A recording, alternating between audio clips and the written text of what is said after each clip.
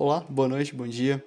Sejam bem-vindos a mais um Day Podcast. Eu sou o Delfo e depois de uma pessoa pedindo pra gente voltar aqui pra gravar e falar de Wonder Egg, estamos aqui. Essa pessoa é o Denso. Obrigado pela entrada, bem-vindos. Meu nome é Denso e que episódio magnífico, principalmente em saber não sacrificar a lógica em prol do sentimento. Não é Titanic, não quero dizer nada. Cabia 2 pessoas naquele bote. Estamos aqui pra falar sobre a estrutura do episódio 6 e 7. É uma coisa que eu nunca cheguei a comentar no podcast. A gente assiste o negócio enquanto a gente tá comentando. Então, se você tiver a fim de ter uma experiência melhor do podcast, você pode abrir o episódio e mutar o episódio e assistir junto com a gente, já que o YouTube não deixa a gente mostrar o episódio. E 5 pessoas, sem ser bot, pediram pra gente gravar nosso podcast em MP3. Eu falei até a gente alcançar um público maior, algo do tipo, que facilita realmente, é um vídeo grande, né? E você, MP3, você pode bloquear o telefone, você pode fazer alguma coisa ao redor que você está fazendo. É muito mais fácil gravar em podcast. Quando o nome se chama podcast, exatamente por isso, né? Mas pretendemos alcançar uma meta aí, vou lançar a meta de 100 inscritos, sem ser bot, sem ser A gente mesmo. parente.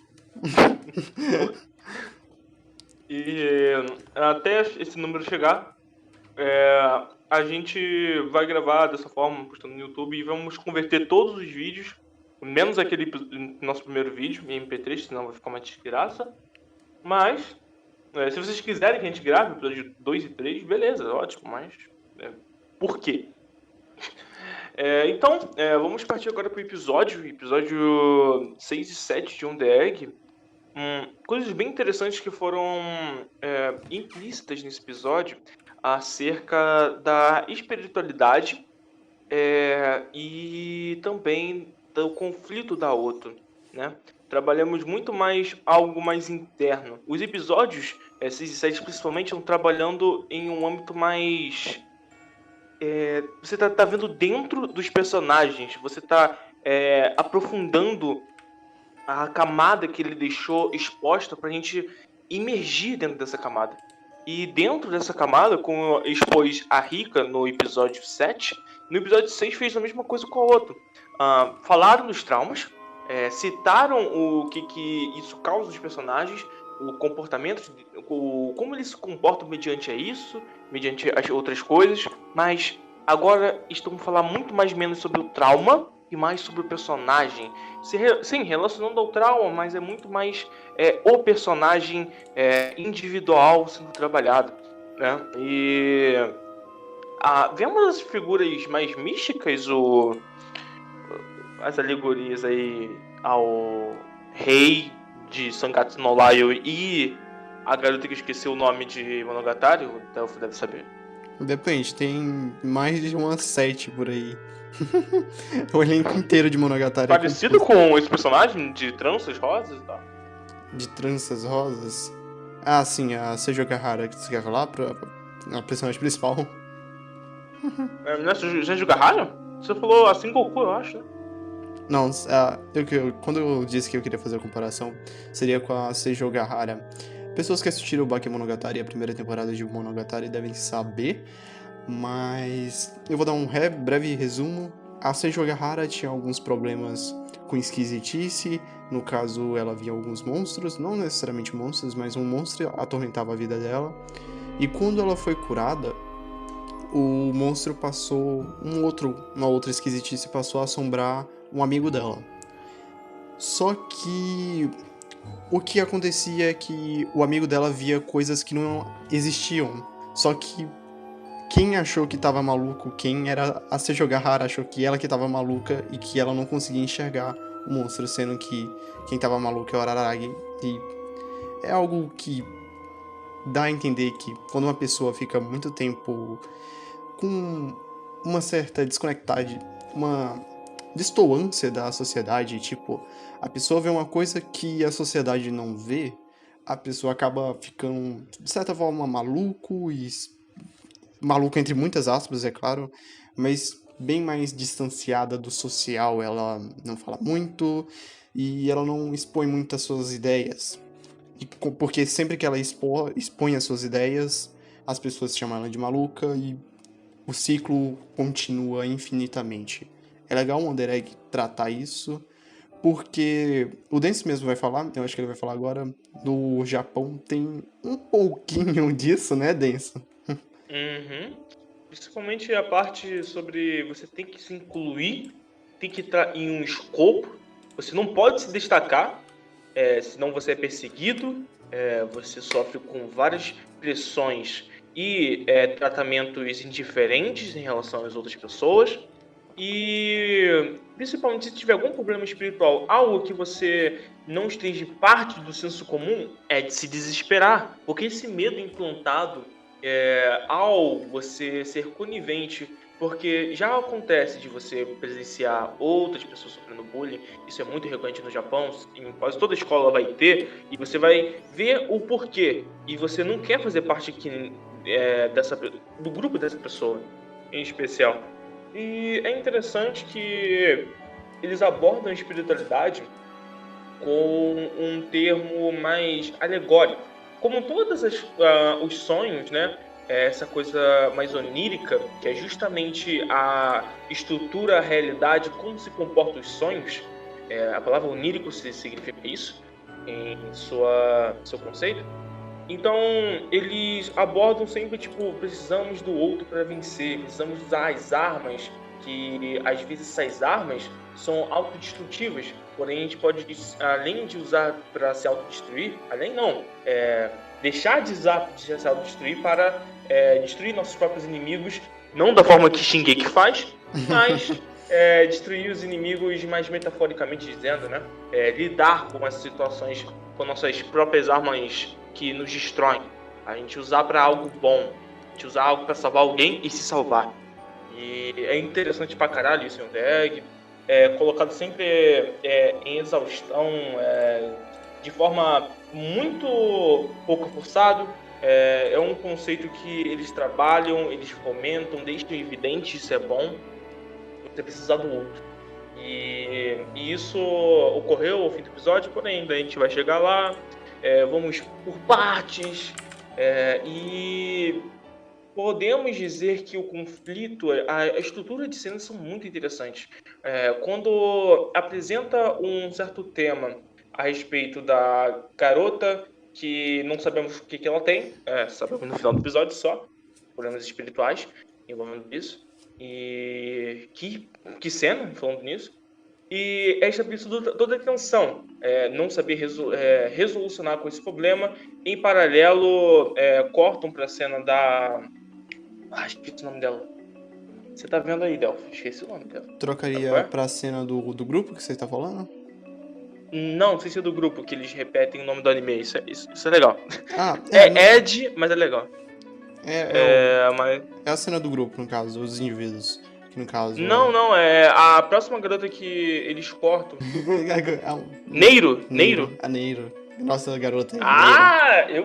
Nossa, você. Eu achando que eu tinha amnésia de personagem. Mas beleza. A Neiro, ela. Obrigado também, Delphi, por me lembrar. Cortam em relação a Neiro, mas em todos em geral, né?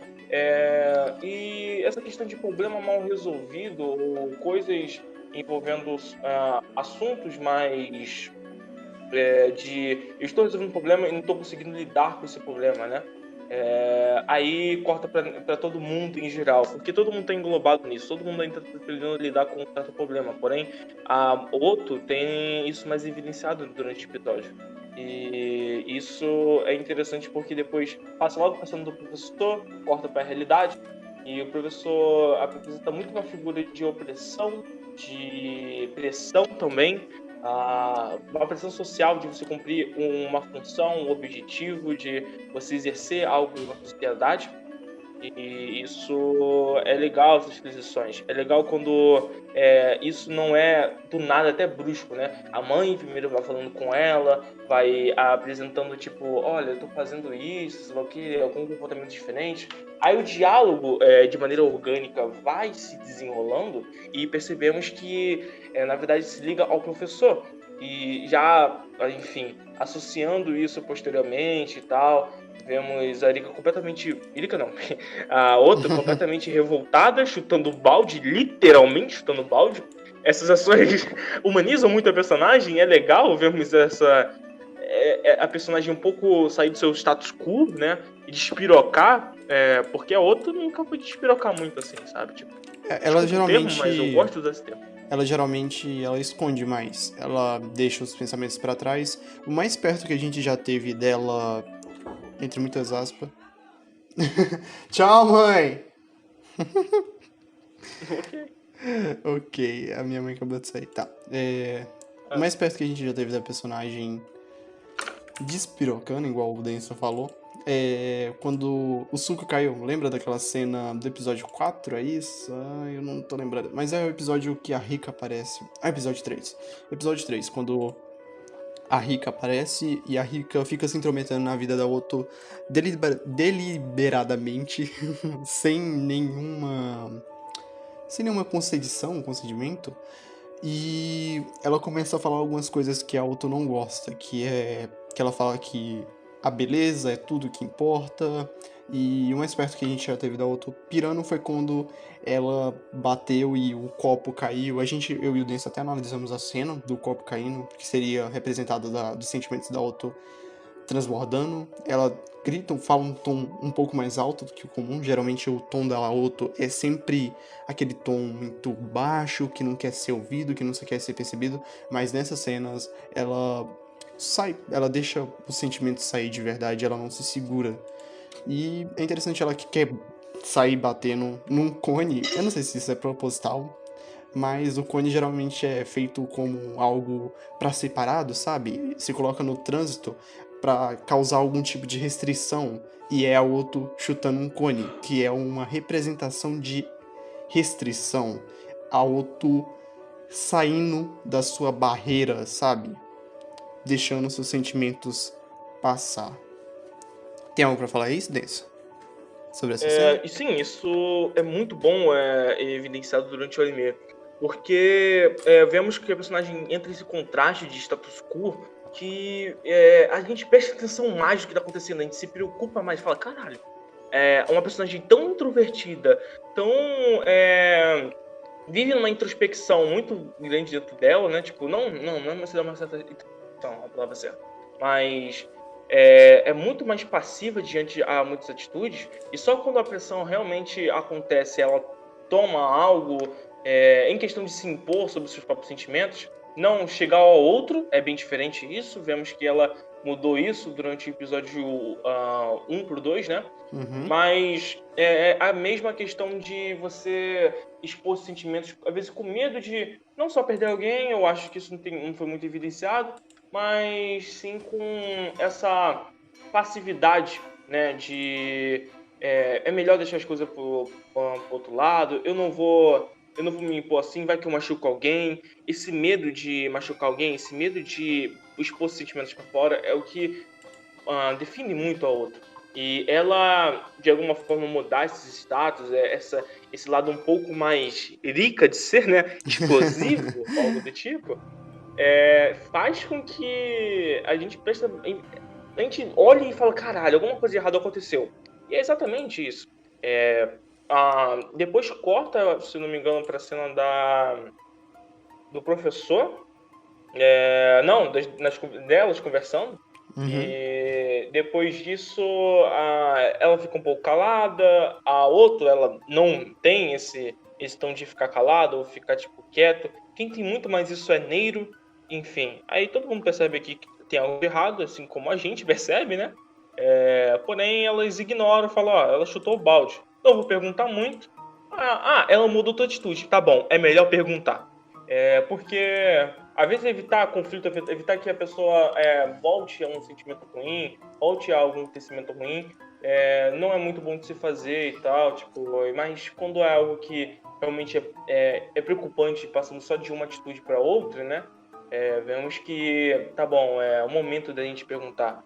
É legal isso, deixa um pouco mais verossímil isso, tipo, de você não perguntar algo que aconteceu por causa, né, da preservação da própria outra pessoa, né, que está passando por algo.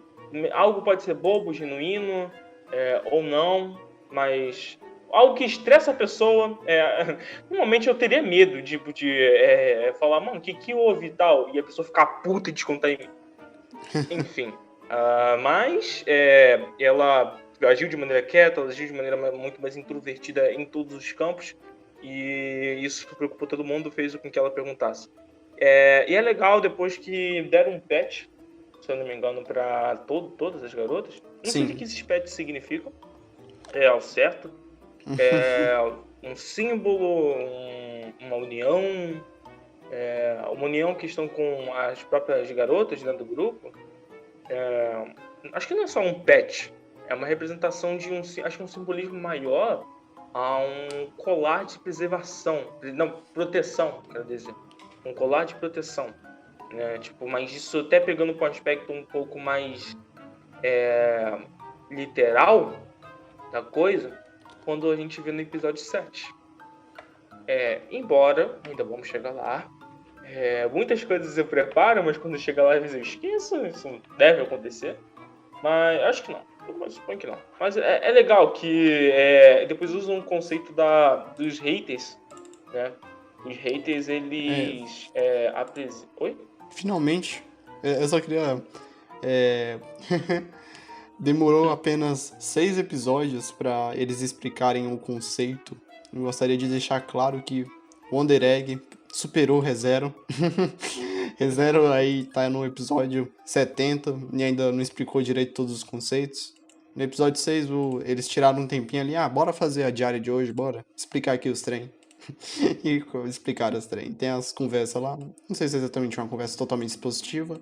É uma conversa necessária essa altura do campeonato, porque querendo ou não, o Wonder Egg acaba sendo algo bastante difícil de pegar se tu não estiver preparado para assistir, porque principalmente nesse episódio dá para perceber isso, que é uma estrutura de passado, futuro, que tem primeiro a Otto raiva, aí depois volta pro que mostrou, o que levou a ela a ficar com raiva. Então tem toda essa estrutura que pode ser um pouco confusa para algumas pessoas, é claro que algumas vão entender sem nenhum problema, mas tem outras que vão ficar meio perdidas nessa estrutura de vai e vem, se tiver assistindo o anime casualmente, sem muito preparo, sabe? Eu só queria comentar isso. Que bom que não virou ReZero. Bom, um ReZero tem a justificativa de que a lore importa pouco, o que importa é devotar o amor pela Emília. Mas assim, tipo, eu acho que quando o personagem ele se importa com o negócio. A lore em On The Egg importa porque a gente não pega muito da perspectiva do personagem.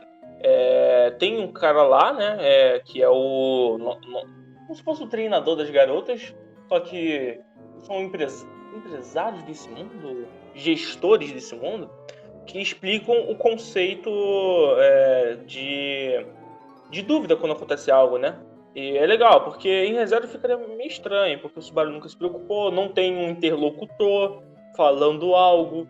Do nada botar um narrador em Subaru seria estranho. Subaru em ReZero seria estranho. Sim, E por isso acho que, tipo, até a gente fica. Claro, culpa do Subaru? Culpa do Subaru. Subaru é um bom personagem, mas. Estamos falando de On The Egg. foco. E isso é colocado essa questão dos haters, mas não sei se é todas essas faces, né? Tipo, em todos os casos, esses bonequinhos são haters, ou só nesse caso em especial. Não sei se ele deixou isso em. Até Mas. porque seria uma evolução. Lá no comecinho do episódio a gente não chegou a falar, mas eles tipo que evoluem. Eles são aqueles. No começo, eles são aqueles bonecos vermelhos. E o que acontece é um tipo de evolução, ele digivoluiu para aquele boneco amarelo que o interlocutor fala que é o tal do hater. Então, pode ser que os vermelhos signifiquem uma coisa e os amarelos signifiquem haters. Então, depende, parece que vai variar de caso para caso. E foi, por enquanto, só nesse caso em específico que apareceu haters. Sim, eu acho que em todos os casos, acho que só é uma máscara que esconde a faceta de hater, né? Agora vamos pegar uma alegoria um pouco mais abstrata. Se for todos os casos ter essa questão do hater e tal, os haters podem representar em si a sociedade e o monstro, no caso, o chefe, seria o núcleo do problema, né? Desses vários problemas. Porque os haters eles estão em volta de todos os problemas. E essa sociedade que evidenciada, não, alegorizada como haters, é interessante porque vemos que, olha, esses haters, eles caçam a pessoa como se fosse uma pressão social, uma caixa social que empurra a pessoa a fazer uma certa atrocidade consigo mesmo, ou tipo, que prejudica a pessoa, melhor dizendo, tipo, que impõe essa pressão, impõe essa coisa que fez com que a pessoa talvez tomasse a atitude de tirar a própria vida, né? Que o social importa muito no Japão, né? A sociedade, a pressão, a construção social generalizadamente representa esses haters, e esses haters eles atacam quando você não vai de acordo com o mecanismo do sistema, né? E esses haters pode ser uma representação da sociedade por isso, né? Por causa essa coisa mais abstrata, né? Mas deixamos um pouco mais objetiva se transformarmos em alegorias. E faz sentido até, os Tukon. Tem algo a discordar sobre isso, Delfo? Algo a acrescentar? Você acha que sim ou não? Eu concordo com a parte das máscaras. Máscara geralmente é usado para esconder uma identidade, né? Então pode ser usado também para esconder o ódio, porque o pessoal fala. Você vê muito disso em obras que retratam bullying. Onderegg tem isso também, que é quando a pessoa pratica bullying, mas ela fala, é só uma brincadeira. Então a máscara poderia ser um pensamento para isso. Talvez também seja um pouco de exagero da minha parte pensar desse jeito. Eu não tenho tanta certeza assim disso. Porém, é um bom jeito de se olhar pros haters. Eu acho que o teu ponto de vista também é um bom. É mais ou menos o meu como se complementasse o teu, mas eu acho o teu ponto de vista muito legal, porque é interessante analisar os haters. A princípio, eles parecem só é, antagonistas para um motivo para eles lutarem e tudo mais. Mas assim como os chefões têm os motivos, a história, a, o backstory, né? Para eles estarem ali, os haters também devem ter o seu papel, que seria o que o Denso disse. E provavelmente a gente vai ver mais aplicações disso nos próximos episódios. Eu penso que essa alegoria dos haters e tal, essa máscara e tal, que é uma alusão muito evidente, tipo, você perdeu a sua individualidade e identidade. Essa máscara que você coloca em si é parecida com todos, porque você vira parte de uma massa. Você faz parte dessa massificação, o centro, que representa o núcleo do problema, o núcleo da sociedade em si, que existe vários subnúcleos que giram em torno de um todo, né? O todo representa esses haters, essas pessoas que são seguidas pelo sistema, que seguem os sistemas, que são regentes do sistema. E isso é bom, porque bom em aspas, né? Como é colocado no anime, quer dizer, porque vemos que isso talvez seja algo mais do que a gente pensa, mais do que ele parece ser e mostrar. Eu acho uma alusão apropriada para isso, né? Tipo de essa máscara perda da individualidade, perda da identidade individual de cada. E você, ao você participar da sociedade, você usa uma mesma máscara, você continua sendo a mesma coisa que outra pessoa. E bem, depois teve a cena fantástica de terror em On The Egg, aquela cena que a construção da tensão vai sendo elevada, elevada, elevada, e a direção trabalha tipo muito com ângulos, representações, e vai mudando e crescendo. E só que o calmo vai crescendo, vai ficando conflitante e crescendo. E, tipo, a gente percebe o personagem surtando, enquanto a outra mantém a calma, enquanto o silêncio, ele pendura a cena, e a personagem grita, se desespera, e a gente vê isso lentamente, um ser pegando pelo pescoço da outra e levando pra trás.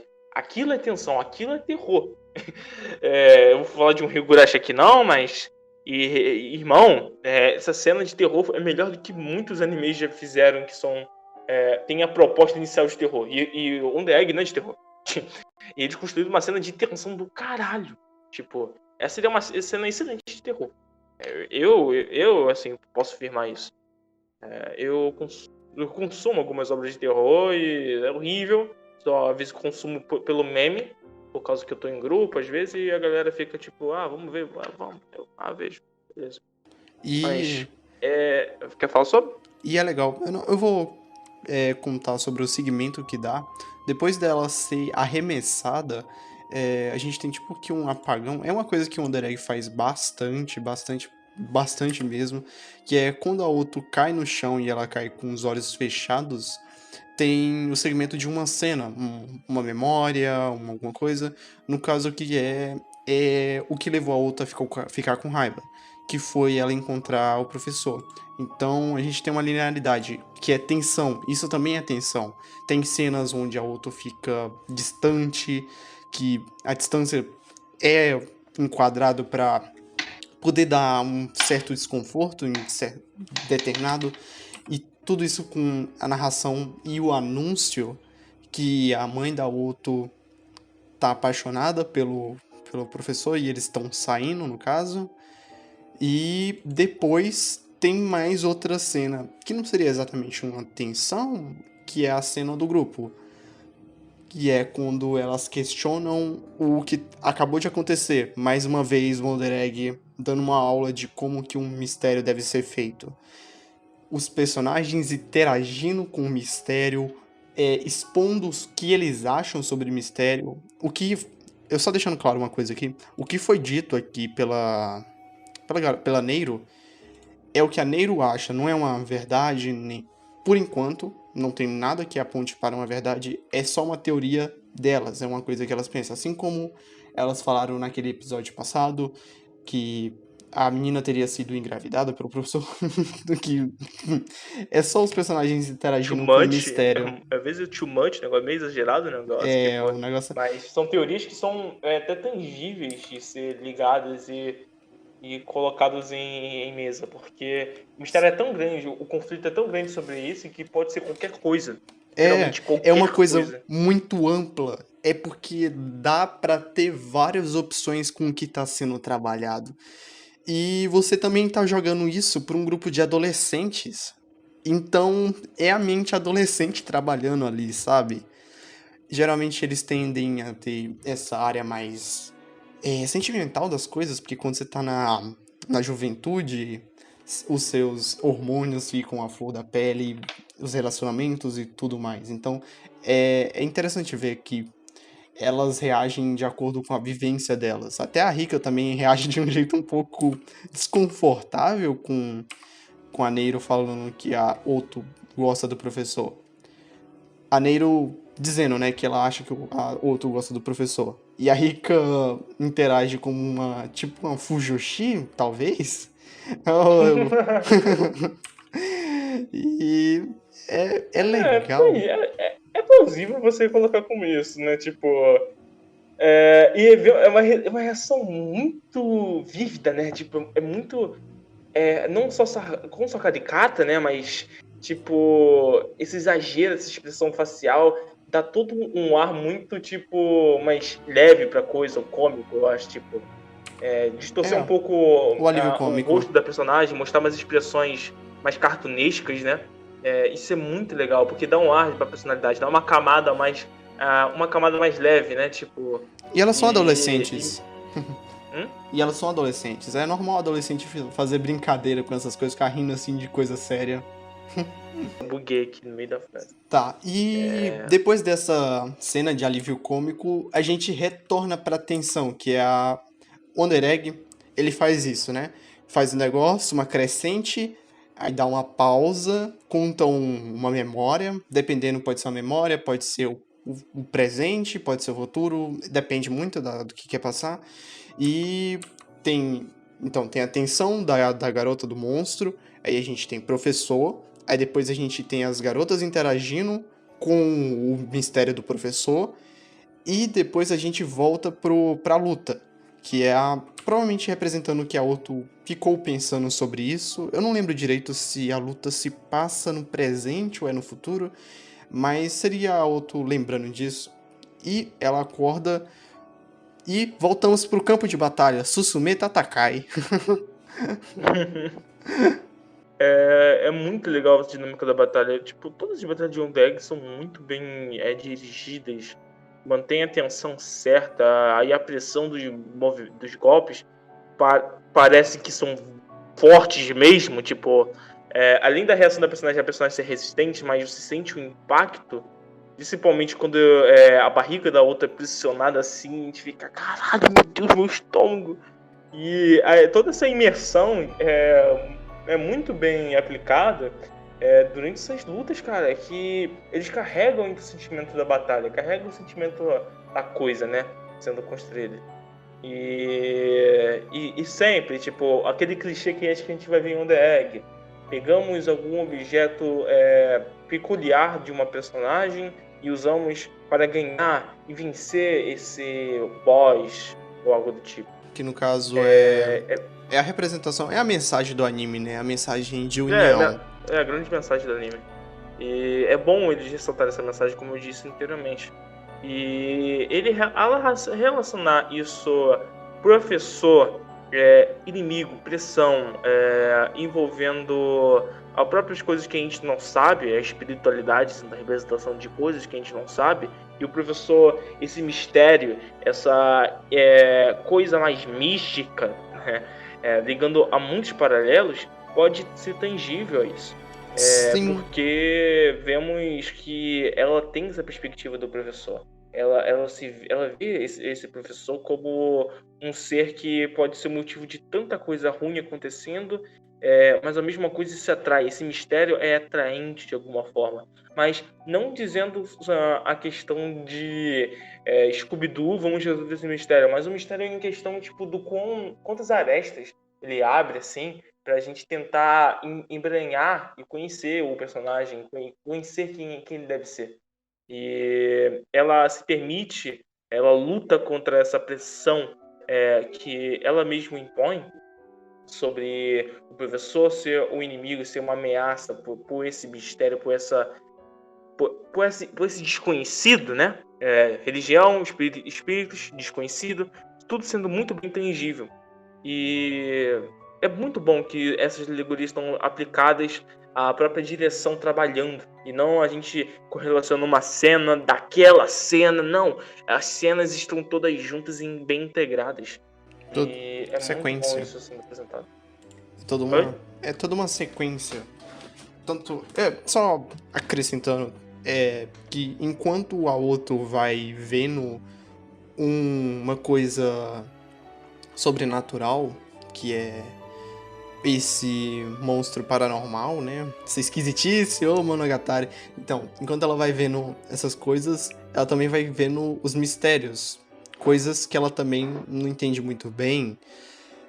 Dá pra igual o Denso tá falando, dá pra fazer uma tangente, né?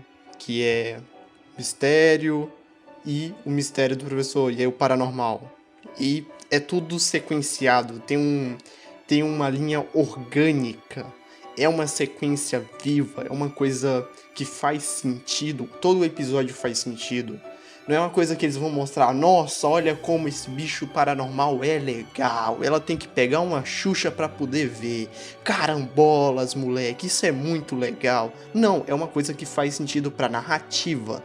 É isso que tem que ter, é por isso que isso daqui é bom. É porque tudo que é mostrado faz sentido. E a gente vai falar um pouco pra frente. A gente já falou isso, aliás, outras vezes. Tudo que vai aparecendo, pitadas, vai ser coisas que vai ser trabalhada. Se uma coisa não tá muito bem de entender agora, é porque eles estão colocando pra quando aparecer totalmente, você já tem uma noção. Então, tudo que aparece em Wonder Egg é algo utilizável, é algo que faz sentido pra narrativa, sabe?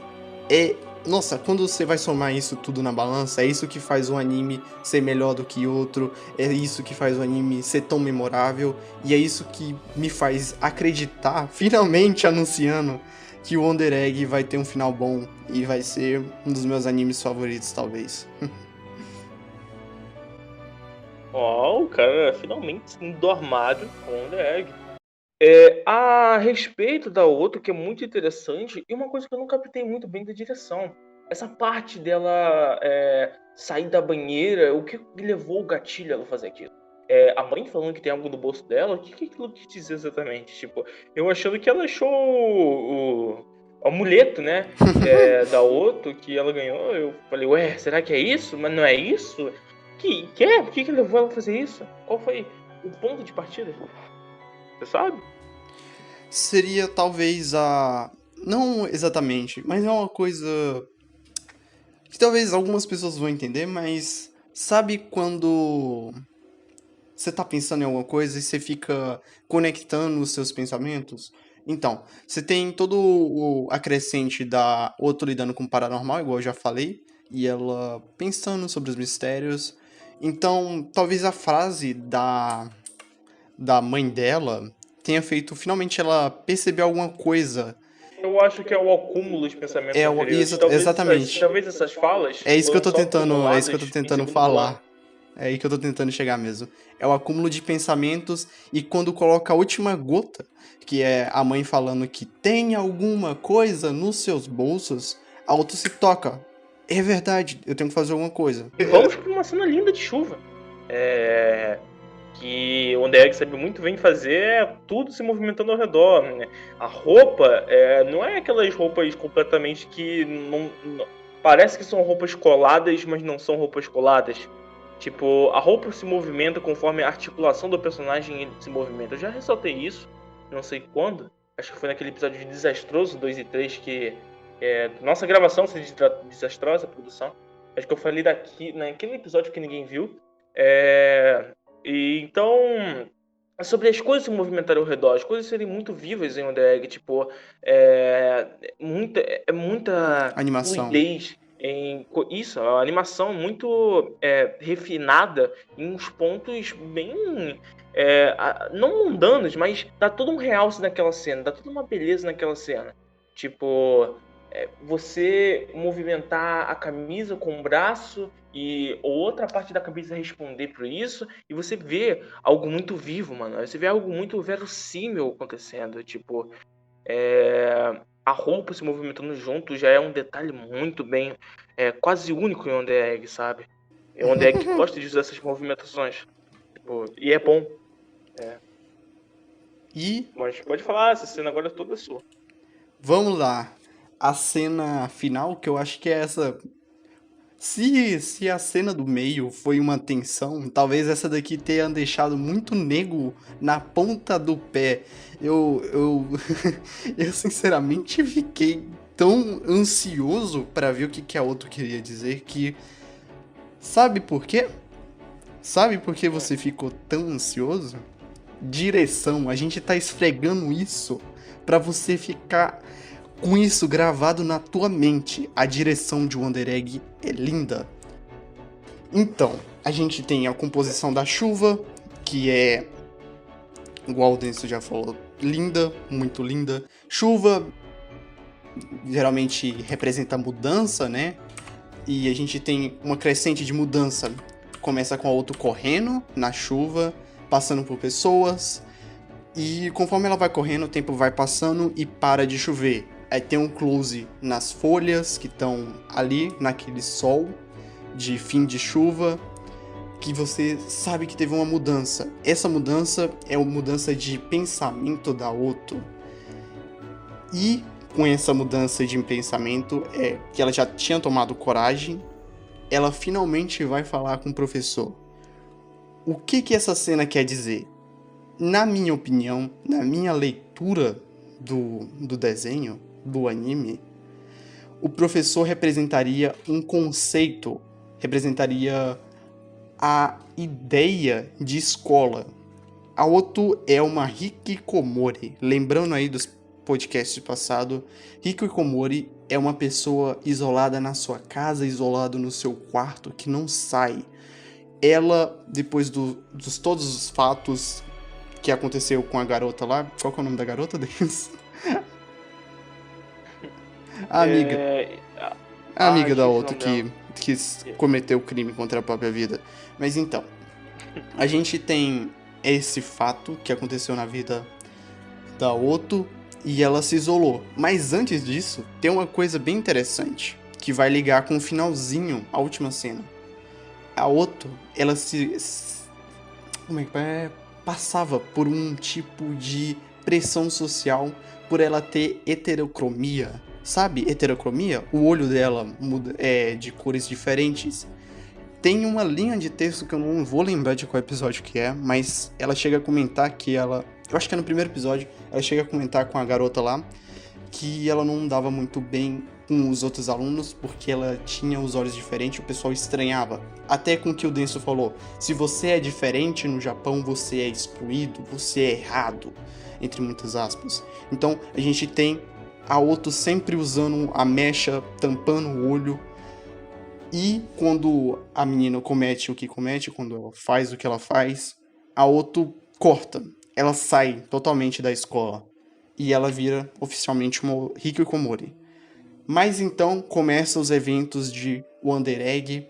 E ela conhece novas pessoas, ela tem interações novas. Ela tem vivências novas, ela tem experiências boas novas. Ela sai com os amigos, ela conversa, ela interage com gente nova. Mesmo ela sendo uma Hikikomori, ela é uma pessoa mais chegada, assim. Ela constrói um contato, coisa que a gente não falou muito, mas durante todos os episódios tem pitadas de amizade, cenas. A gente chegou a falar do jogo de boliche, se não me engano, que é elas tendo momentos, e esses momentos são importantes para você construir a relação não só das personagens, mas a relação do espectador com os personagens. Então você sabe que a amizade delas é verídico. A Otto muda por causa dessas amizades, por causa das experiências dela. Ela toma coragem e finalmente vai atrás da escola, do professor, esse conceito de voltar à sociedade. Isso, para mim, seria o que representa o professor até agora. Essa volta da Otto para a sociedade. Por isso que ela vai correndo.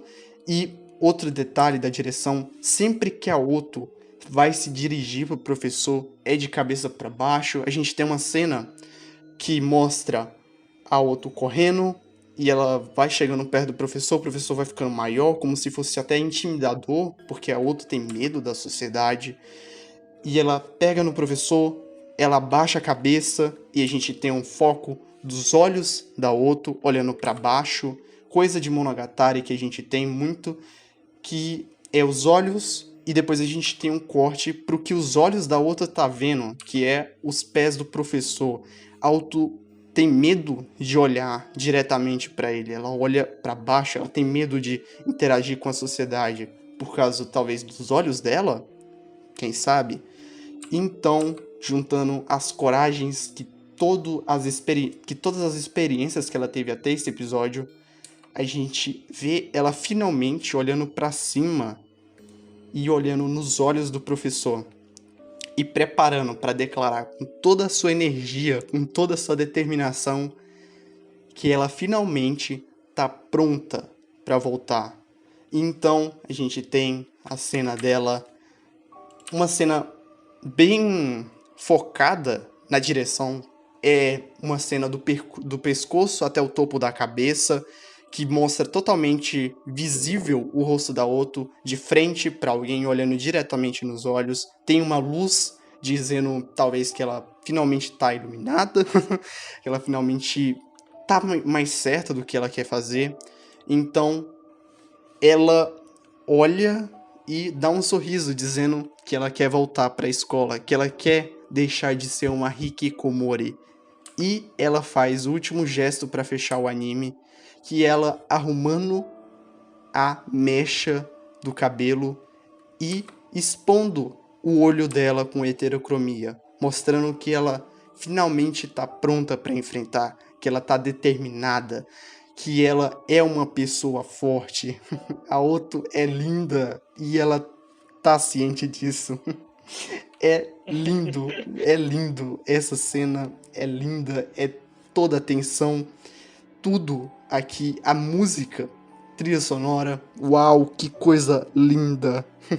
Eu acho que eu não preciso nem mais falar, já dá pra saber que toda essa realização inteira é uma coisa lindíssima. O Wonder Egg é lindo, é Wonder.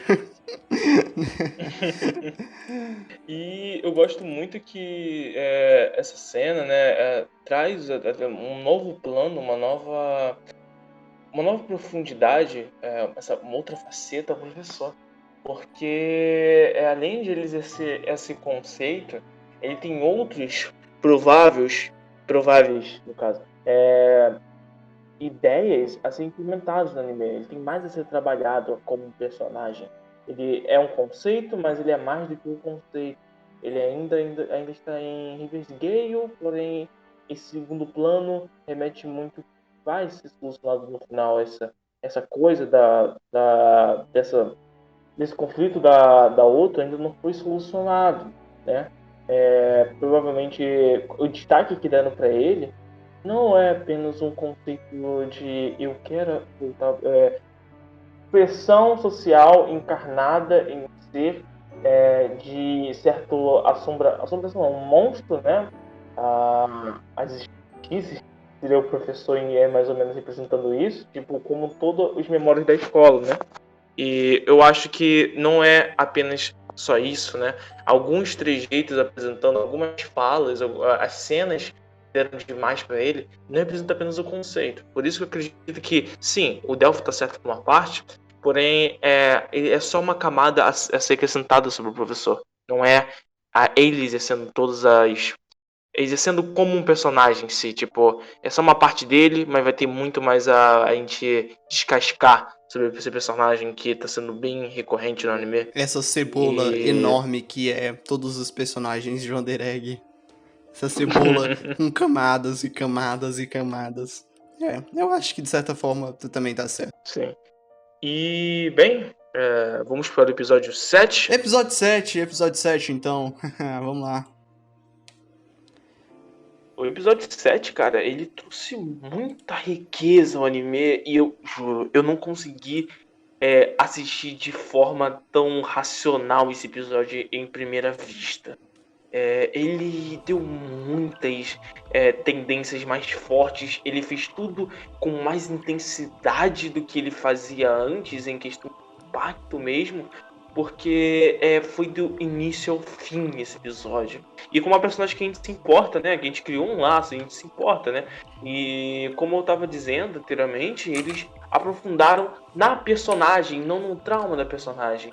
O conflito da própria personagem em âmbito familiar, em âmbito mais pessoal, né? E é interessante que é aniversário da Rica, Happy Day, maravilhoso, yes! A gente não sabe quantos anos, mas feliz aniversário, Rica. A gente te ama. Acho que a gente saber a idade, acho que não é o fator, assim, em primeira instância, a gente tem que ver isso. Mas, não importa muito, não. O que dá muito a entender, a gente entende isso posteriormente, né? Quando ela coloca o batom para tentar se arrumar, tentar fazer algo diferente, ela tira esse batom logo de imediato, né? Eu suponho que lembra muito a questão da mãe dela, que a mãe dela deixou muitas coisas subjetivas à primeira vista, assim. Até o final do episódio, o que a mãe dela faz. Pareceu que ela trabalha em um bordel, mas um bordel tipo que é especializado em só vender fantasia, né? Se não me engano. Eu acho que seria só um bar mesmo, um bar comum. Não tem sim. As irmãs, a irmã, na verdade, de Sangatsu no Lion, ela trabalha em um bordel. Acho que é bordel ou cabaré, não sei. Pelo amor de Deus, bordel não. Bordel é literalmente outra coisa. Não, o Japão não pode correr prostituição. Curiosidades! Momento Léo Kitsune, talvez, não sei. Léo Kitsune mais 18. No Japão é proibido a prostituição e outras coisas lá que desencadeou muitas questões e mazelas sociais, né? E o que acontece? Lá no Japão, você só vende a fantasia do sexo. Você não vende, assim, o sexo, assim. A prostituição só pode ser feita por fora, mas não pode ter estabelecimentos que vendem sexo. O bordel, ele só pode ser um lugar que lembra os bordéis que vendiam na época sexo, mas só que só vende... é como se fosse um bar, como você vende a bebida, né? E tem a fantasia em si, né? Mas a fantasia fica muito na pessoa, no cliente que vai beber a bebida e etc. Não tem... por exemplo, garotas vestidas com uma roupa mais justa, com alguma fantasia sexual, alguma coisa assim, é só a fantasia que tá vendendo, né? Só o fetiche que tá sendo vendendo. E não algum contato. E muitas das vezes é comprado por fora, né? Que se chama Enjokosai. Mas não vamos entrar muito nesse âmbito, aprofundar muito nisso, porque eu acho que o episódio não abriu muitas brechas para eu aprofundar isso. Só corrigindo um pouco o Delphi, confundiu aqui. Enfim, bordéis ocorre no Japão, mas só que não precisa ter sexo necessariamente. Não tem, na verdade. Você vende por fora. E o que se há nisso tudo aí? Quando ela limpa a Batom, remete música muito à mãe dela, que se produz muito e tal, e tem uma vida um pouco ligada mais a questões carnais, ou uma vida um pouco, não é falar libidinosa, imprudente em si. Um mundo mais adulto, é melhor usar esse termo, né? Aí toda a questão da mãe dela se vender muito fácil por vários homens, algo do tipo e tal, e ela limpa esse batom, né, representando esse distanciamento, essa divergência que ela tem da própria mãe, e que é o assunto, né, muito trabalhado, família, né, Também esse negócio do estado... batom pode ser remetido simplesmente ela tá fazendo aniversário, esse é o contexto. Ela só pode estar querendo se sentir um pouco mais adulta. Por eu ter irmãs, eu tenho irmãs, pra quem não sabe, eu sei mais ou menos como elas se comportam. Elas gostam de colocar salto e essas coisas pra se sentir como a mãe. Exatamente o que eu penso disso. Mas é muito mais um negócio de se sentir adulta do que... Na verdade, eu acho que é os dois misturados. Isso, ela tentou isso no começo, mas depois que ela lembrou adultos, mãe, ela tirou o batom. O desprezo que ela tem pela própria mãe. Eu acho que não necessariamente lembrar a mãe, mas sim só... eu não quero colocar isso, não vai ficar tão legal. Acho que seria mais algo desse tipo. Não, é muito pouco, porque o episódio ele mostrou muito tipo que ela odeia em geral os adultos, né? Tipo, ela generaliza que os adultos são que nem a própria mãe, assim. Tem uma parte dela se expressando junto com a outra, né, no beisebol, lá num, sei lá, que tipo de apartamento é esse, tem algo do tipo assim, um apartamento abandonado que funciona jogos. Deve ser só um clubezinho, tipo paintball, que é um lugar afastado, ou no shopping mesmo. Deve ser alguma coisa desse tipo. De tênis. Eu acho que é algo também seja ligado ao mundo onírico, mundo dos sonhos, não sei. Mas... também pode ser no mundo dos sonhos. True. É porque a gente já viu aquela sala dos jogos no mundo dos sonhos. Mas como não tem nenhuma interação dos caras lá, os fantoches... não é dentro do mundo dos sonhos, é só relacionado ao mundo dos sonhos. Você, tipo, mas tá no plano real, tá no plano material. Tipo, essas coisas aí. Que deu a entender, né? Tipo, porque teve transições de cena, né? Onde elas saíam daquele estabelecimento e iam para um ambiente real. Não por aquele ambiente onde que tem como se fosse aquele... qual é que se dá? Tipo, uma sala de espera, que é exatamente aquele lugar onde que fica as duas entidades misteriosas do anime. Recepção? Em jogos. Qual o nome que se dá? Host não, é lobby. Isso. Lobby? Lobby. WW? Lobby. Assim? Lobby. É isso? Uhum. Tá bom. Vou falar lobby então. Se eu errar, a culpa é do Del. O que acontece? Eu vejo muito, tipo, dessas questões sendo trabalhadas no anime, já de princípio, né? Ele preparando coisas desse tipo. E é muito legal quando ele faz transição para algo sério, ele pega o cenário. Quando o diálogo das garotas pelo telefone é algo tão, assim, tipo, posso falar, desprovido de algo sério, algo mais leve, Cotidiano. e mais tranquilo, assim, e orgânico entre as personagens. Porém, quando eles querem mostrar algo mais sério, eles trocam a cena, eles intersectam para algo relacionado ao cenário. Seja acho que foi cigarro caindo né, ia falar isqueiro, no cinzeiro. Qual a cena que você tá falando em específico? O começo, bem começo. Volta um pouco aí. Acho que é água caindo no cinzeiro. É exatamente Sei. isso. No cinzeiro Isso, da. eles pegam. Eles pegam que. Eles pegam algo e intersecta a uma coisa do cenário. Eles interagem com o cenário e tem essa quebra, né? E essa quebra vai sendo levantada e tal. E vemos que as questões que ela tem com a mãe e tal, esse afastamento, vão sendo trabalhadas, né? Tipo, e vemos que o Estado, a expressão da Rica, a situação já nos mostra um cenário, já não leva, no caso, para um cenário mais pesado, né? E recusando dinheiro da mãe e tal. E não por essa questão também, tipo, eu quero me fazer difícil com minha mãe. Por causa da questão que eu prefiro você falar com meu pai sobre que você me dê um dinheiro e ignore isso, que eu tô tentando ver há anos. E tem esse conflito, né, direto. E frases um pouco mais duras, tipo, você pede álcool, aquele ambiente muito complicado, muito hostil que a casa dela representa, pelo visto, né? Sempre a mãe tá se drogando em bebida, né? Álcool, E cigarro, drogas. Isso, Oi? álcool. Isso.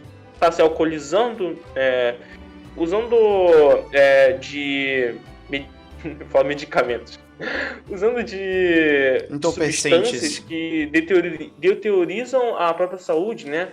E a mãe tá nesse espiral, pelo visto, e a filha, de certa forma, só enxerga algo remetente a mais lá do eu, sabe? Tipo, ela não tem contato direto comigo, ela me abandona, assim, tipo, a gente não tem momento entre nós dois, algo muito distante, uma relação que já representa uma distância muito grande.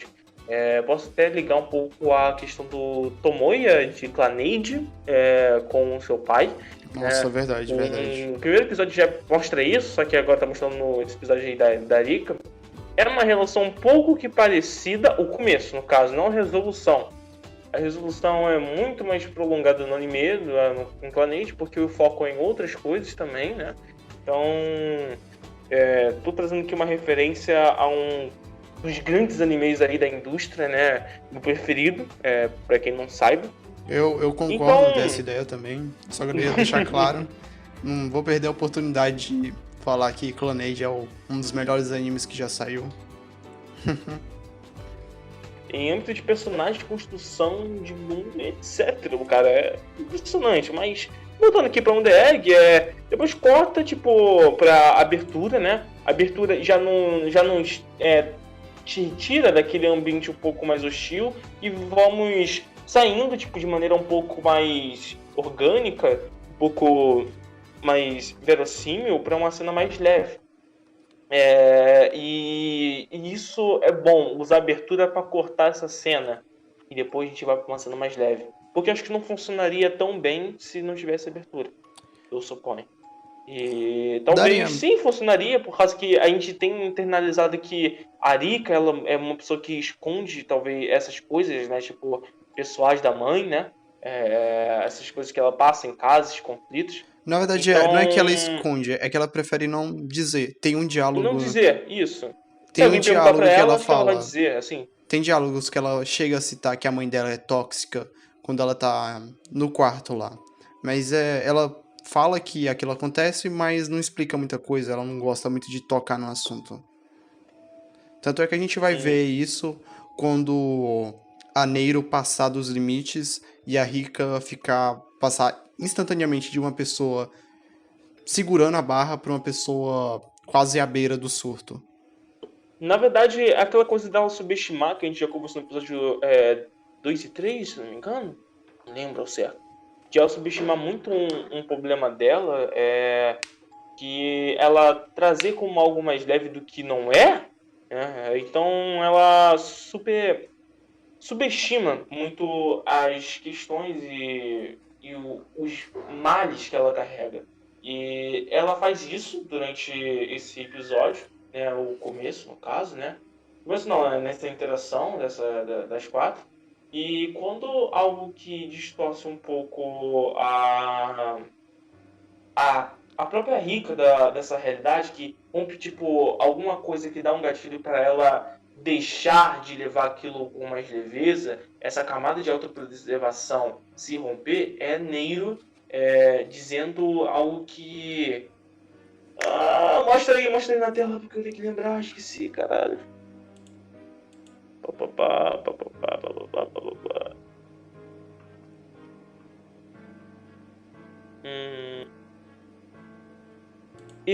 Certo.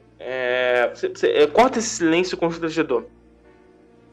Um negócio que é remetente, que a Neiro falou que incomodou, é de ela fazer a mesma coisa que a Rika faz, que é justamente subestimar um problema, trazer uma humanização a quem causa esse problema, de alguma forma, tipo, falar que não ter essa sensibilidade talvez com algo que deveria ter. E às vezes o que já incomoda ela, né, que é essa parte dela que ela leva tudo de maneira mais leve, algo que ela não gosta de si mesma. A Neiro, ela representou isso de maneira mais em segunda pessoa. Então isso incomodou bastante a Erika, fez com que ela viesse tudo de maneira mais séria do que deveria.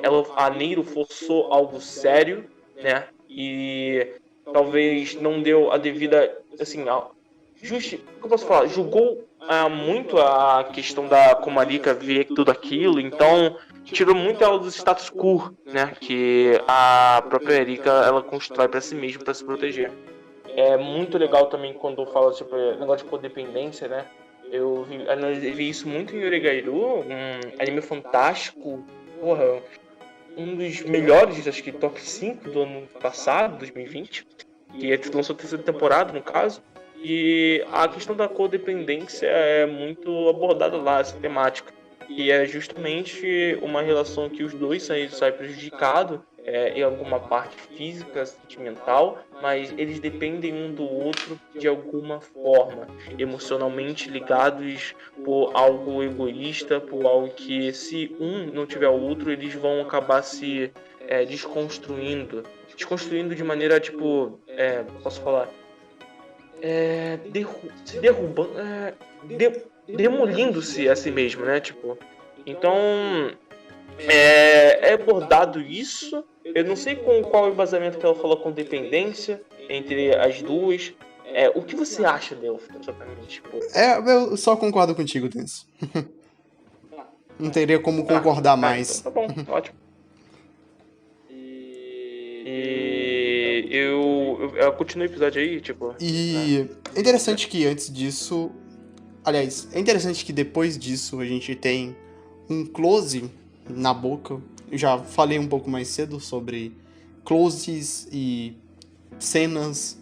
Eu só acho que o diretor de Wonder Egg gosta muito de Monogatari, porque esse lance de fazer a boquinha olhando e essa cena muito bonita, que é toda essa composição de movimentos, onde a Neiro fala alguma coisa de uma forma tão corriqueira, a gente já conhece a Neiro como uma pessoa que fala algumas coisas muito na hora que ela quer falar, e a gente tem o close na boca dela, rosto da Rika, e a Rika levanta, tem a animação da cadeira, se não me engano, deixa eu olhar aqui, tem a animação das pernas dela levantando a cadeira, e ela levanta, grita, a Neiro olha com a cara de espanto, e ela sai.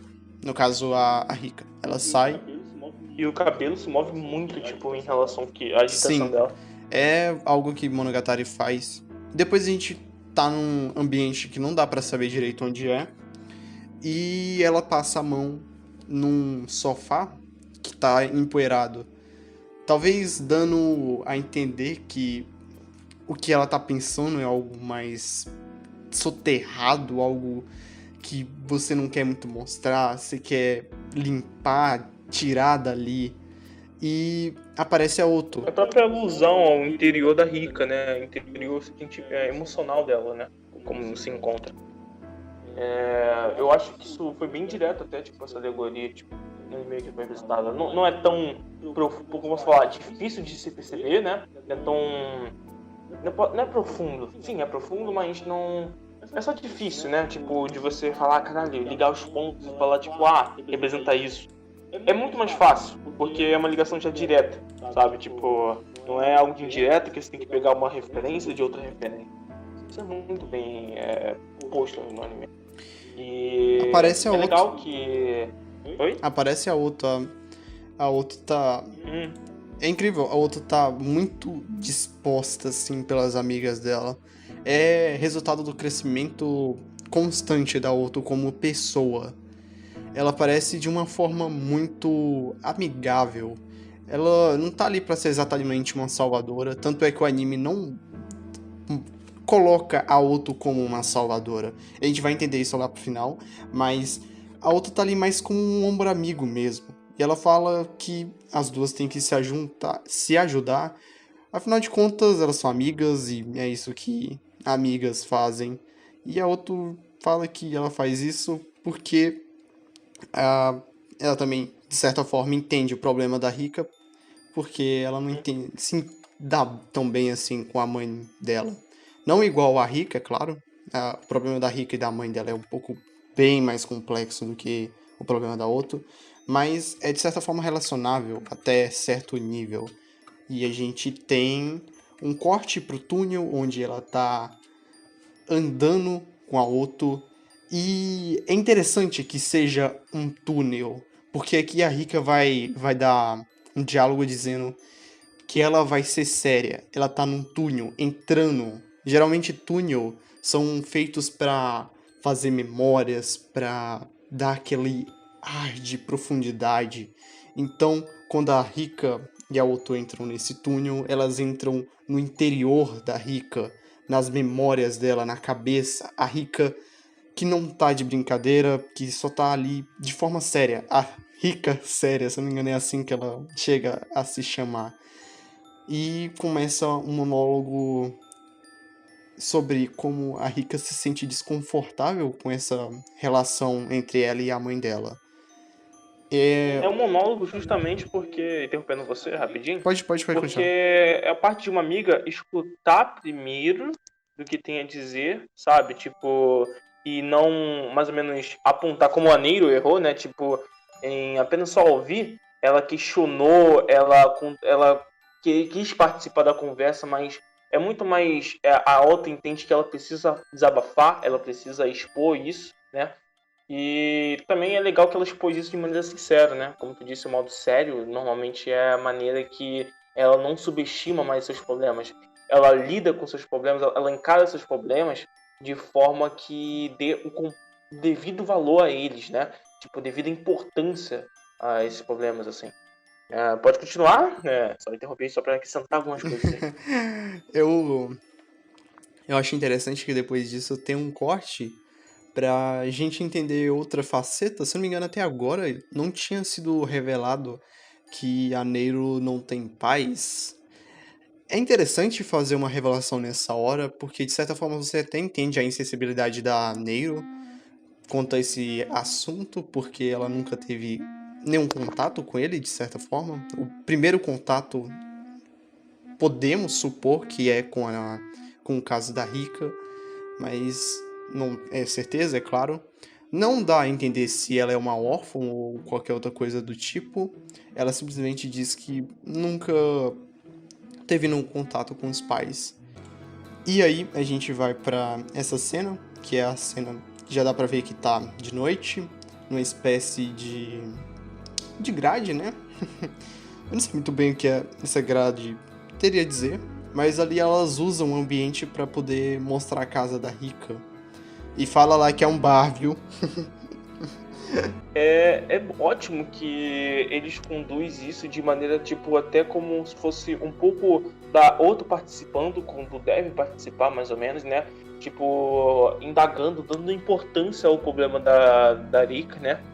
E dando importância de que forma, né? Perguntando, indagando, tentando tirar o máximo dela possível de maneira saudável, né? De maneira que tipo, eu estou me importando com o seu problema. Eu estou ouvindo, perguntando, falando pouco, porque justamente eu quero que você fale para mim, que eu quero te ouvir. E esses momentos são bons, assim, tipo, e é um momento de libertação, entre aspas, da Rika, com esse próprio paradigma de levar tudo ao subestimado, né, tipo, de si mesma. É algo que ela quer enxergar um pai, ela quer buscar essa relação que, bem, marcou tanto ela por uma frase só, né? Tipo, mesmo sendo um pouco controverso em questões éticas, mas essa coisa de garotas bonitas não devem. Esqueci o nome da frase, cara. Garotas bonitas não devem. Garotas bonitas não precisam pagar as coisas pra Recebem. elas, esqueci. Ganham Você coisas. lembra? No caso, seria... pessoas bonitas não precisam pagar por nada, já que outra pessoa vai pagar pra ela. Esse é o sentido. Isso. Só que eu acho que é muito menos pela essa frase que representa, né? É muito mais pela presença, muito mais pelo sorriso, pelo sentimento de estar perto da pessoa, né? Esse pai, essa figura menos presente na vida dela, fez com que ela carecesse, sabe? Ela se viu numa relação familiar tão distante, tão fraca, que ela necessita de qualquer coisa que remeta a uma família, mesmo que seja um momento, mesmo que seja algum sentimento harmônico que transmitiu esse momento que ela teve com o pai, que ela nem lembra, eu sei que é o rosto, né? Acho que ela era muito nova para isso, então, né? E o que acontece que, mano, é algo surreal, porque vemos que a personagem, ela tá, de certa forma, mostrando entre dois paradigmas de eu odeio os adultos, mas eu queria ter uma figura uma figura responsável, sabe? Eu queria ter uma figura de maturidade elevada acima de mim, né? Eu queria ter uma família, mesmo odiando família, mesmo odiando que eu tenho, eu careço disso, né? Então essa dicotomia é muito bem apresentada no anime. E eu gosto muito disso que tudo se mostra, né? E como tudo vai escalonando, né? Como ela depois volta ao status quo de meu problema não importa muito, eu vou lá, tchau, tchau, deixa isso tudo pra lá. Só que não, né? Você sabe que tem algo de errado. Até porque a cena não mostra o rosto dela, de novo. Só mostra uma vez os olhos dela, e quando mostra ela tá chorando. E logo depois é simplesmente o rosto, trás. O rosto é totalmente escondido e ela vira. E a gente vê a Otto sem saber o que fazer, porque, querendo ou não, a Otto não é uma heroína. Ela não é uma pessoa que sabe de tudo, ela não é uma salvadora. Ela é só amiga da Rika. E tá tudo bem com isso. E é uma coisa que falou muito sobre amizade, será que é o suficiente? E apontou muitas questões de vida, né? Tipo, existência, vida, morte, sentido. E isso foi mais pro final do episódio, mas como uma cena foi construída, tipo, ela passou por toda aquela conversa, logo após ela se choca com a mãe, sobre um ambiente mais sujo, né? Que, com vários homens, algo do tipo. Uma coisa que eu acho que ela sinta-se desagradável, estando nesse momento. E, bem, posteriormente a cena, acho que uma das cenas mais fortes do episódio de todo o On The Egg, né? da Arika, ela quase, né, assim, bem, posso falar, inerente à atitude dela se automutilar, né? E a cena dá o devido respeito à situação, o silêncio, a forma, o olhar, o estático, né? Que a cena ser estática mostra dois lados assim dela, tipo, todo o lado deteriorado da Rika, né? Tipo, ela respirando, não é tão estático. Ela respira fundo, toma coragem, ela é um sentimento tão Na tão verdade, não contundente dentro seria. dela, uma Só corrigindo. explosão. Oi? Só corrigindo. Não seria tomar coragem. É mais uma cena dela tentando criar coragem. Ela Isso. tá sendo impedido, logicamente, pelo medo. No nosso cérebro, a gente tem esse gatilho de não cometer esse tipo de coisa. O nosso próprio cérebro impede isso.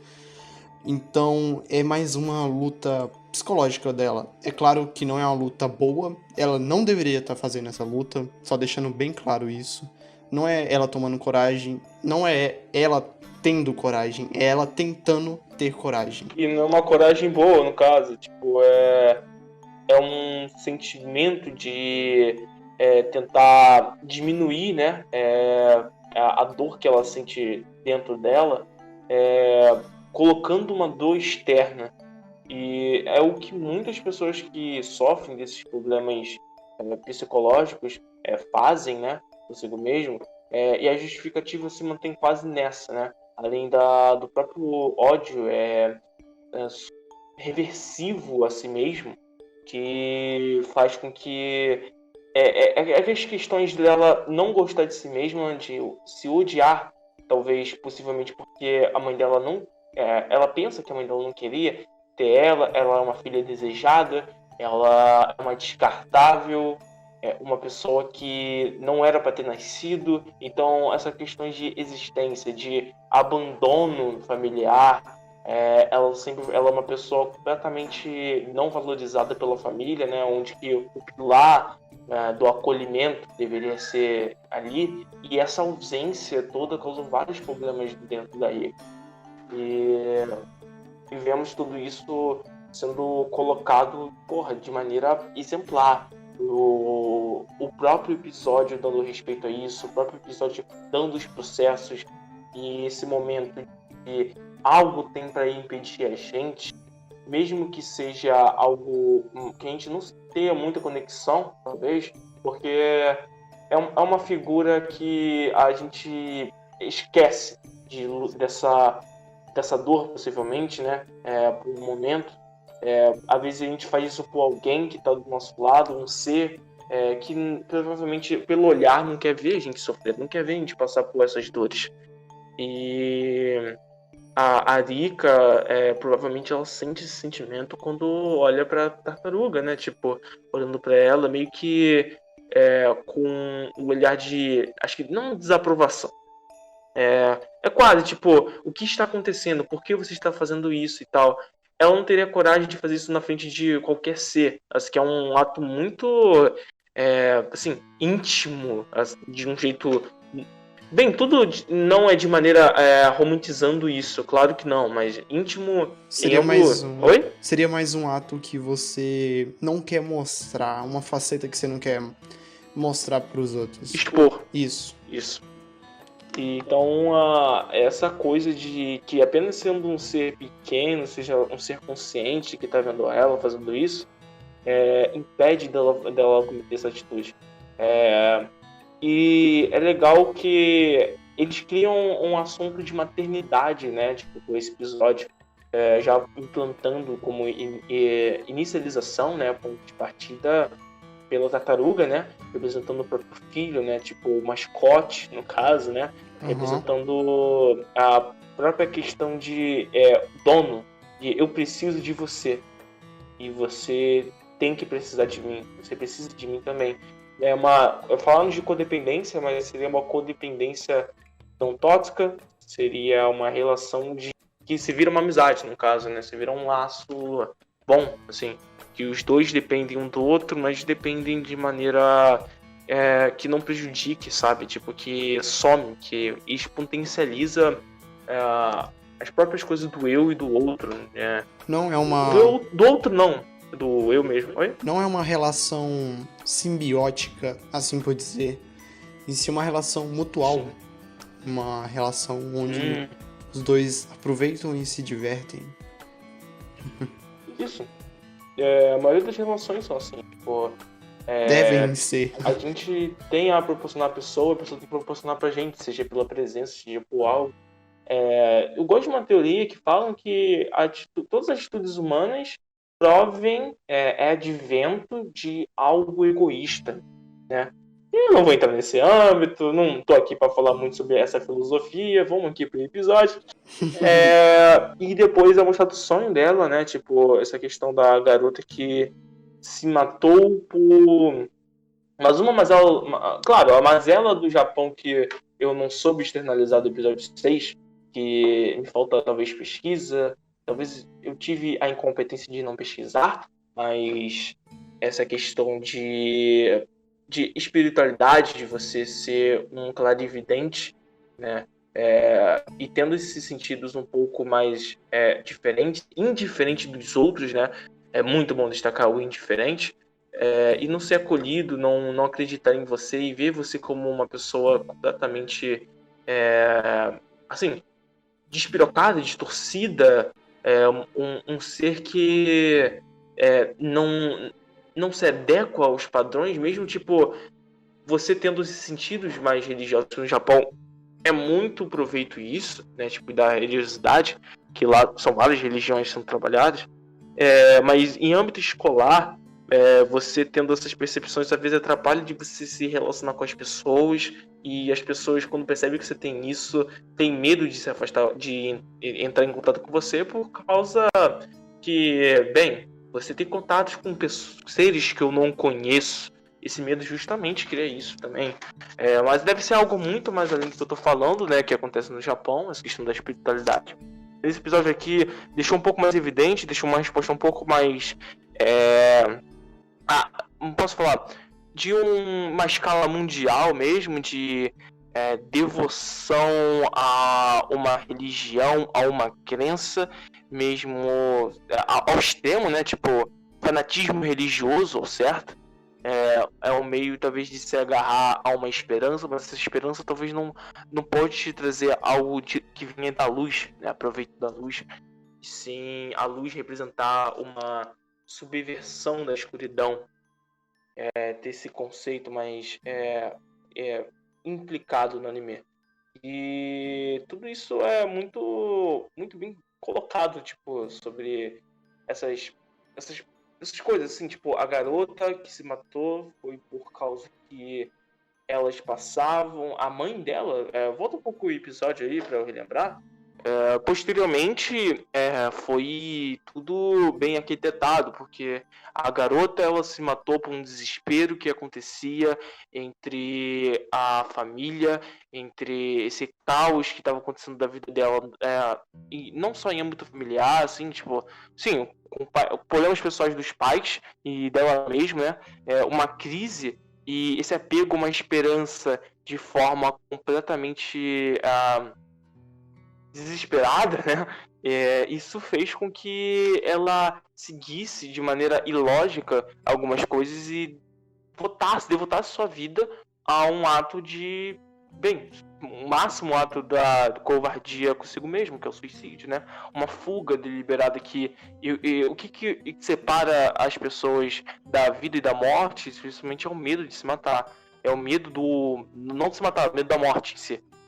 E tirando esse medo que um Deus, uma religião ou algo do tipo, tem uma crença que pessoas que tiram suas próprias vidas em nome de algo místico, algo celestial, não são deixados como mazelas, eles descansam em paz, vão para um mundo melhor, algo do tipo. São muitas questões, né? Tipo, mas algo que traz acolhimento, algo que traz essa resposta, né? A essa pergunta que às vezes nos impede de fazermos tal atitude, foram todas respondidas. Ela se agarrou a uma verdade completamente abstrata e tirou a própria vida, né? Em ato de desespero, achando que isso traria salvação ou paz. Seria tudo mais fácil, seria tudo mais conveniente. E tentamos aqui, né? Agora essa cena completamente surreal. Então, a gente tem toda essa cena. Eu, sinceramente, eu gostaria muito, muito mesmo de me aprofundar nela, mas eu não tenho tanta propriedade para me falar sobre esse assunto. Eu simplesmente só acho tudo muito lindo e esse é de longe o episódio mais impactante para mim de Wonder Egg de todos. É um episódio que, se o final do último episódio me deixou com as pontas do pé, esse daqui me deixou paralisado enquanto eu assistia, porque eu não conseguia nem respirar de tão imerso que eu fiquei nesse episódio. Eu cheguei a dizer no Twitter que esse episódio sozinho já ganharia de inúmeros animes por inteiro, sem nenhum problema. E onde é que ele se surpreendendo cada vez mais em cada episódio seu. Mas ele não só foi, tipo, ele fez uma temática em si. Ele se aprofundou em um personagem que já temos apego. Então, tudo se torna mais impactante por isso, né? Seria muito diferente se apresentasse tudo isso no episódio 3, 4. Eles apresentaram no episódio 7 justamente por Sim, causa sim. dessa estratégia de apego ao personagem e depois vamos falar sobre ele, né? Quando o anime der a oportunidade. Qual foi a porta de entrada para isso? Aniversário da Rika. Vamos trabalhar sobre a Rika. Sim, Né? é Esse foi o gancho. é toda uma estrutura de Wonder Egg. Eu vivo falando isso. Eu vivo e eu vou continuar falando. A estrutura do episódio é muito uma linha só, é orgânica. A gente tem o aniversário da Rika, a gente tem a primeira pitada do relacionamento dela com a mãe dela. Aí a gente tem a Rika interagindo com os amigos dela sobre maternidade. Aí a gente tem a Rika perdendo o controle. Depois disso, tem a Otto tentando conversar com a Rika e ela se expondo, aprofundando ainda mais a Rika como personagem e a gente entendendo mais um pouco dos seus pensamentos. E tem a quebra total de ritmo. De ritmo não, de colorido.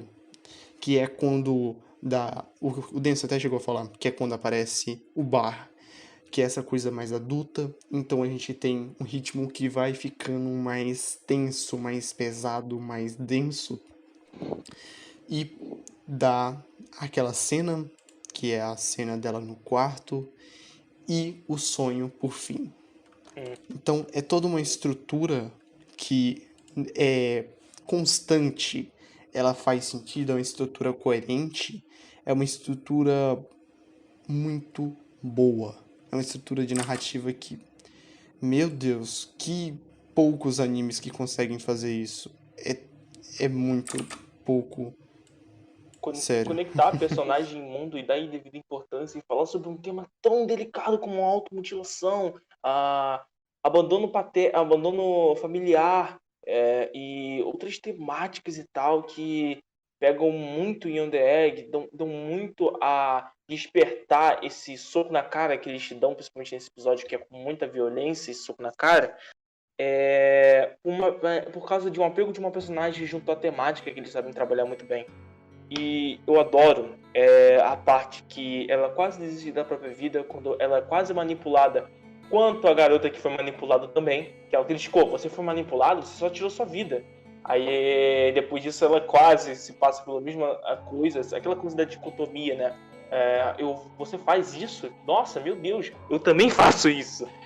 E se também faço isso foi implementado nessa questão quando ela foi isolada em um casulo, sem luz, sem salvação.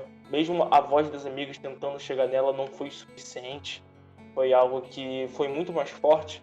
Isso acontece, nem tudo a amizade vai ganhar. Não é shonen. Então, a amizade é bem importante, mas o que rompeu realmente ela, o gatilho certo que deu ela fazer isso, foi a proteção da tartaruga, a representação da maternidade. Olhando pra isso, ela se vê muito tipo, a atitude que a tartaruga tá tomando em relação a mim, que eu sou, assim, figuradamente a mãe dela, e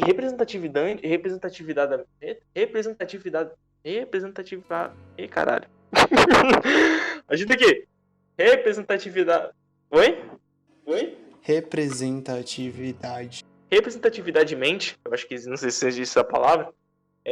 A mãe dela, a questão de mãe e filho, essa questão que ela viu muito, tipo, ela protegeu a mãe dela quando ela estava prestes a desistir de si mesma. Ela olhou para a própria vida, isso foi tudo um reflexo para ela mesma de olhar e falou, caralho, eu acho que eu devo mudar minhas atitudes. Eu acho que eu devo estender um pouco, acho que eu devo mudar tudo que eu faço, estender um pouco mais minha mão e compreender melhor. E tudo que essa questão, tipo, eu não quero me tornar uma mãe como minha mãe é. Não quero ser tão deplorável para minha própria filha, ou filho, no caso, enfim, chama o que você quiser, não tem gênero, tartaruga. Enfim, transformar isso em algo que eu não quero ser, uma controvérsia, algo do tipo. Essa tartaruga foi uma representatividade muito forte pelo âmbito que ela está passando, né? Que a Erika passa, né? O trauma, o sentimento de dor, essa angústia, todo esse problema que é muito bem colocado através da tartaruga. Então esse reflexo fez com que ela rompesse de volta para a vida, né? E eu adoro muito quando On The Egg ele oscila de forma tão mágica essas emoções perante a vida. E isso faz com que a profundidade psicológica dos personagens sempre me impressiona. Faz impressionar todos. Porque esses momentos de vida, morte, apego que eu tenho, várias perguntas, várias coisas que vão sendo representadas e uma conclusão da personagem perante tudo aquilo, que ela é uma parte dela, essa parte que ela odeia, essa parte que ela faz, porém tem coisas na vida que vale a pena viver. Não tipo, o meu problema acabou, ela só chegou a uma tentativa de eu posso viver, eu mereço viver. É quase um final de Evangelho. Só que não com toda. Desculpa, final de Evangelion é um pouco.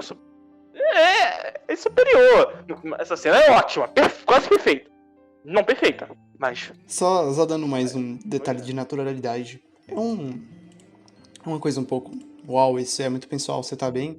Mas por mais que ela tenha tido todo esse aprendizado, ela chega assim a colocar isso em prática, mas é uma prática bem devagar, porque uma pessoa ela pode ter uma experiência de mudança, mas a mudança não acontece do dia para a noite.